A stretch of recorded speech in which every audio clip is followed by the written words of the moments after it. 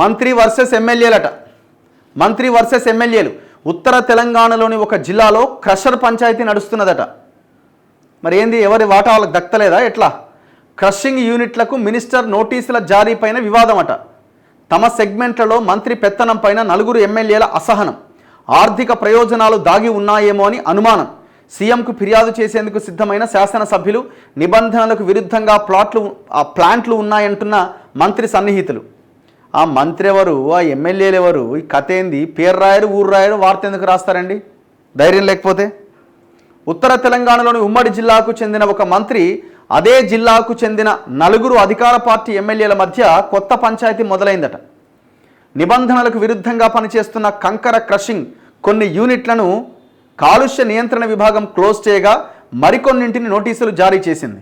ఈ విషయం మినిస్టర్ శాసనసభ్యుల మధ్య మరోసారి అభిప్రాయ భేదాలకు కారణమైంది. తమ అనుమతి లేకుండా ఎందుకు అలా చేస్తున్నారు అని సదరు ఎమ్మెల్యేలు ఆఫీసర్ల మీద ఆగ్రహం వ్యక్తం చేసిరట.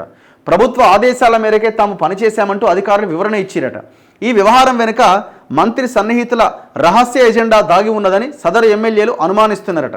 దీంతో రేవంత్ రెడ్డికి కంప్లైంట్ చేసేందుకు ఆ ఎమ్మెల్యేలు సిద్ధమవుతున్నారు. మొదటి నుంచి విభేదాలే. ఆ జిల్లాలో మొదటి నుంచి మంత్రి సదరు ఎమ్మెల్యేల మధ్య విభేదాలు కొనసాగుతున్నాయి. సమయం వచ్చిన ప్రతిసారి మంత్రికి చెక్ పెట్టేందుకు ఎమ్మెల్యేలు ప్లాన్ చేస్తున్నారు.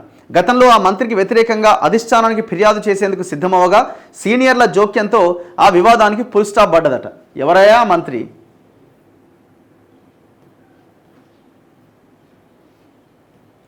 ఉమ్మడి జిల్లాలో నిబంధనలకు విరుద్ధంగా క్రషింగ్ చేస్తున్న ప్లాంట్లకు పొల్యూషన్ బోర్డు నోటీసులు ఇచ్చింది. అనుమతులు లేకుండా క్రషింగ్ చేస్తున్నందుకు చర్యలు తీసుకుంటున్నామని పేర్కొన్నది. అయితే ఈ వ్యవహారాన్ని తమ నియోజకవర్గాల్లో జోక్యంగా భావించిన సదరు ఎమ్మెల్యేలు ఆ మంత్రి ప్రమేయం ఎందుకు, తమకు తెలియకుండా ఎలా నోటీసులు జారీ చేస్తారని రగిలిపోతున్నారట. ఈ ఎపిసోడ్ వెనుక మంత్రి సన్నిహితుల ఆర్థిక ప్రయోజనాలు దాగి ఉన్నాయని, అందుకే నోటీసులు ఇచ్చారని ఎమ్మెల్యేలు అనుమానిస్తున్నారు. ఇప్పుడు ఏం లేదండి, ఆడ ఎవరి లెక్క వాళ్ళకున్నది సింపుల్. మాకొచ్చే లెక్కల్లో తేడాలు వస్తే ఎవరైనా ఊరుకునే ప్రసక్తి లేదు. అది మంత్రి అయినా ఇంకెవరైనా. నేను మంత్రిని, మీరు ఎమ్మెల్యేలు, నాకు రావాల్సిన వాటా నాకు రాకుండా మీకు మీరే పంచుకుంటే ఎట్లా అన్నది ఈ మంత్రి. ఇది తప్ప ఇంకొకటి ఇందులో, ఇది ఫైనాన్షియల్ వ్యవహారం తప్ప ఇంకొకటి లేదు ఇందులో. గులాబీ లీడర్లకు ఎమ్మెల్యేల సపోర్టా? ఉమ్మడి జిల్లాల్లో మెజారిటీ కంకర క్రషింగ్ యూనిట్లు గులాబీ లీడర్లు, ఆ పార్టీ మాజీ ఎమ్మెల్యేలు, వారి అనుచరుల చేతుల్లో ఉన్నాయని ఆరోపణలు ఉన్నాయి. ఆ పార్టీ అధికారంలో ఉన్నంతకాలం క్రషింగ్ ప్లాంట్ల జోలికి అధికారులు వెళ్లేందుకు ధైర్యం చేయలే. కానీ కాంగ్రెస్ ప్రభుత్వం వచ్చిన తర్వాత అనుమతులు లేకుండా పనిచేస్తున్న క్రషింగ్ యూనిట్లకు పొల్యూషన్ బోర్డు నోటీసులు పంపింది. అయితే ఈ నోటీసుల వ్యవహారాన్ని తప్పుపడుతున్న కాంగ్రెస్ ఎమ్మెల్యేలు బీఆర్ఎస్ లీడర్లతో బేరాలు కుదుర్చుకున్నారని, అందుకే వారికి వత్తాసు పలుకుతున్నారని మంత్రి సన్నిహితులు ఆరోపిస్తున్నారు. ఈ విషయంలో తమకు రహస్య ఎజెండా ఏమీ లేదని, కేవలం నిబంధనల మేరకే పనిచేశామని వాదిస్తున్నారట. మైనింగ్ శాఖ కూడా నోటీసులు ఇచ్చిందట. మరి ఇప్పుడు నిజమే, అది అంతా బీఆర్ఎస్ వాళ్ళ చేతుల్లోనే ఉండే కదా. ఇసుక విషయంలో, భూముల విషయంలో ఏ పార్టీ వాడైనా కలిసే పనిచేసిరు. ఇది వాస్తవం.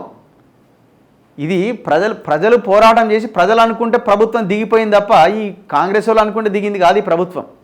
వాళ్ళ కోసం దించింది కూడా కాదు. ఈ అరాచకాన్ని భరించలేక జనమే దించిరు. ఇసుక విషయంలో ఆనాడు ఎవడన్నా మాట్లాడిండా? జనమే ప్రాణాలు కోల్పోయారు. నేరాల ఇష్యూ ఎట్లా జరిగింది? దాని వెనకాల ఏమన్నా లీడర్లు ఏమన్నా పోరాటం చేసి దాన్ని ఏమైనా ముందుకు తీసుకొచ్చిరా? జనమే కదా. జనమే కొట్లాడిరు, జనమే లాఠీ దెబ్బలు తిన్నారు, జనమే 3rd డిగ్రీకి గురయ్యారు, జనమే ఆగమైపోయారు. ఏ పార్టీ కూడా నొచ్చిండా? ఇప్పుడు అదే నేరాల కేసు మీద ఇంతవరకు ఏమన్నా చర్యలు ఉన్నాయా? గవర్నమెంట్ ఆర్గ్యూ చేస్తున్నదట మొన్న. రేవంత్ రెడ్డి గవర్నమెంట్, ఈ ప్రభుత్వము పోలీసుల తప్పులేదని అఫిడవిట్ వేసింది మొన్న. లాయర్, అడ్వకేట్ జనరలా ఎవరో, మరి అడ్వకేట్ జనరల్ అఫిడవిట్ వేసిండు మొన్న, పోలీసుల తప్పే లేదని. అయిపోయా. మరి మీరా కుమార్ వచ్చి, ఉత్తమ్ కుమార్ రెడ్డి వచ్చి, దామోదర రాజనరసింహ వచ్చి, రేవంత్ రెడ్డి ఇండ్లకి పోయి మరి మీరు ఏం చేసినట్టండి? అందుకే ఇసుక కానీ భూమి కానీ ఈ దందాల విషయంలో అన్ని పార్టీలు ఒకే రకంగా ఉంటాయి. అధికారంలో ఉన్నోడు వీళ్ళకి పంచుతూ ఉంటాడు, మళ్ళీ వీడు అధికారంలోకి రాగానే వాడు ప్రతిపక్షంలోకి వస్తాడు కదా, వానికి ఇస్తూ ఉంటాడు పెన్షన్. అంతా ఎవరిని ఎక్కడ మేనేజ్ చేయాలో అక్కడ మేనేజ్ చేసుకుంటూ వెళ్తుంటారు అనమాట. మరి ఇప్పుడు ఈ ఉత్తర తెలంగాణ మంత్రి ఎవరెవరు ఉన్నారా మంత్రులు? పొన్నం ప్రభాకర్ ఉన్నాడు, శ్రీధర్ బాబు ఉన్నాడు, లేకపోతే ఇంకా వేరే వాళ్ళు ఎవరన్నా, ఇక్కడ ఉన్న వాళ్ళు ఎవరన్నా చేస్తున్నారా? నాకు తెలిసి నార్త్ తెలంగాణకు చెందిన మంత్రులే ఉంటారు. కరీంనగర్లో ఇద్దరు ఉన్నారు, శ్రీధరబాబు ఉన్నాడు, పొన్నం ప్రభాకర్ ఉన్నారు. నిజామాబాద్లో మంత్రి లేడు, ఆదిలాబాద్లో ఎవరు లేరు, ఇంకెవరున్నారు? ఆ ఇద్దరిట్లో ఎవరో ఒకరు అయి ఉండాలా. ఈ ఎమ్మెల్యేలు అంటే ఆయా నియోజకవర్గాలు. చలో నెక్స్ట్